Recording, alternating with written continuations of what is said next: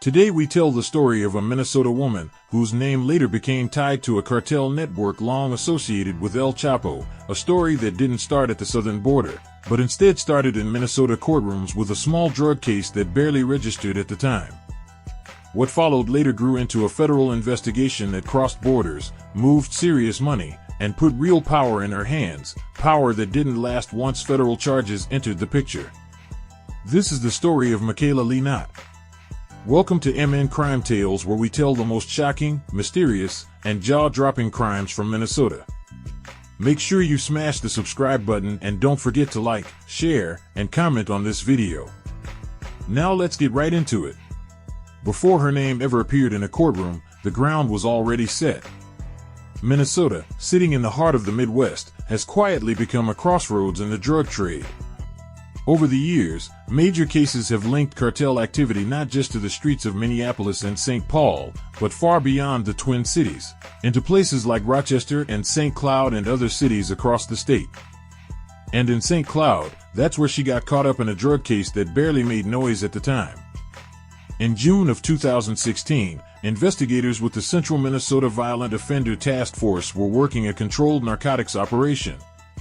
Using a confidential informant, agents provided marked money to buy the drugs and monitored the transaction under surveillance. The informant met with the dealer, Macalla Knott, completed the exchange, and turned the drugs over to investigators afterward. Testing later confirmed the substance was methamphetamine, weighing more than 28 grams, enough to trigger a first-degree controlled substance charge under Minnesota law. And once the drugs were in evidence, the case moved along. Prosecutors charged Macalla Knott, aka Kayla, with first-degree sale of a controlled substance, a serious felony under Minnesota law carrying decades of potential prison time. As the evidence stacked up, the controlled buy, task force surveillance, the informant, and the confirmed weight of the meth were all strong factors. With the case tightening and options narrowing, the path forward began steering toward a plea agreement. Then on July 20, 2017, in Stearns County, Macalla Knott accepted and signed a plea agreement, formally agreeing to plead guilty to first-degree sale of a controlled substance. But the plea agreement did not include an agreed-upon sentence, leaving sentencing to be decided by a judge at a later hearing. In the period between the plea and sentencing dates, multiple letters were submitted to the presiding judge by family members and associates on her behalf. Those letters asked the judge to impose treatment instead of prison, attempting to portray Kayla as a drug addict, in need of help rather than a dealer who should be sent to prison. One of those letters was written by her father, Jeffrey Knott, who would later become part of the larger federal case connected to her. The court could not accept the theory that Kayla was merely a drug user, based on her guilty plea and the evidence in the case. Then on October 26, 2017, she was convicted in Stearns County District Court of first-degree sale of a controlled substance. On that date, a judge handed down a sentence and ordered her committed to the Minnesota Department of Corrections for 56 months, with some credit for time served. After serving part of her sentence, Kayla was released from prison and placed on parole, still under the supervision of the state. The Stearns County case wasn't finished, but the worst of it was behind her. Compared to the decades of prison time she once faced, she had avoided a truly harsh outcome. On paper, it looked like a second chance. A moment where the direction of her life could change. But it was also a crossroads. Now it was 2020, and according to court records, Kayla had relocated to Mexico. And it's at this point that the scope of her life had changed. While in Mexico, court records say Kayla didn't disappear, but instead, she operated. From there, she directed drug shipments back into the United States, sending methamphetamine, cocaine, and fentanyl to distributors across the upper Midwest. She coordinated logistics, managed people on the ground, and arranged payments back to sources of supply. According to the court records, she wasn't moving packages herself, she was overseeing the flow, giving instructions, and keeping the operation running from a distance. What started as a local case years earlier had now turned into something organized, deliberate, and far removed from street-level dealing. This was not an independent operation. She was working under the umbrella of the Sinaloa cartel, the same cartel historically associated with El Chapo, operating within an established supply network rather than running her own standalone enterprise. From there, the activity didn't go unnoticed.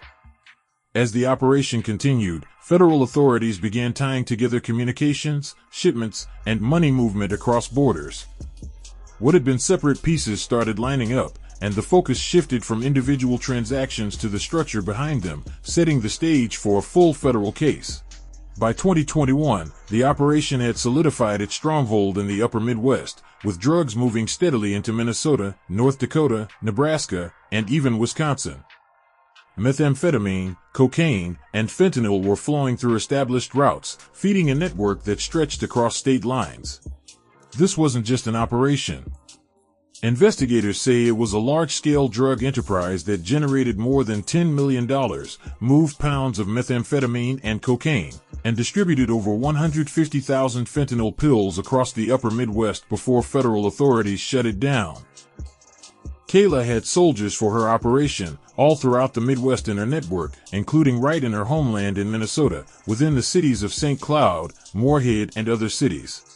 By 2022, the operation began to collapse. Federal authorities moved in under their investigation known as Operation Unfinished Business 2, shifting from surveillance to enforcement. Arrests started stacking up across the upper Midwest as agents targeted the structure around Macalla Knott. One by one, people operating beneath her, distributors, couriers, and facilitators, were taken into custody in connection with the drug trafficking operation. With the network already fractured and multiple associates in custody, federal attention fully shifted to the person investigators believed was at the center of it all, Macalla Knott. In August 2022, Knott was located and taken into custody by Mexican state police in a suburb in western Mexico, ending months of tracking her movements outside the United States. Knott was immediately extradited to the United States, leaving little room for delay or legal maneuvering abroad.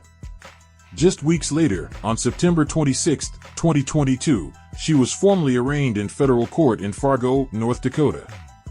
The location was no coincidence. Fargo had become a focal point of the broader investigation, tying together drug distribution routes, financial activity, and cooperating defendants connected to the operation.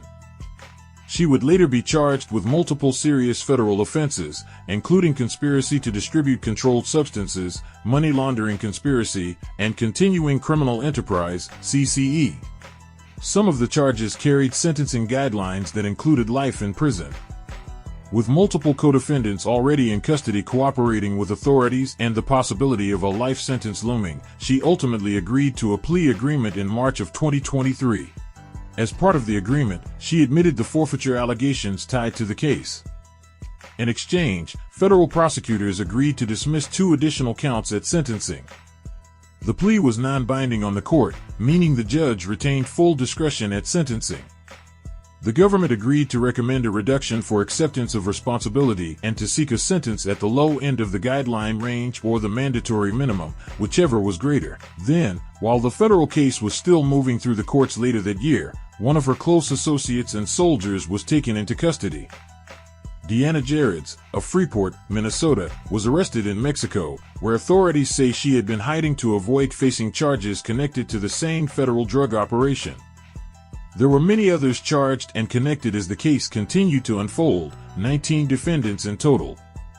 Those charged were not limited to close business associates tied to the operation, but also included members of her inner circle.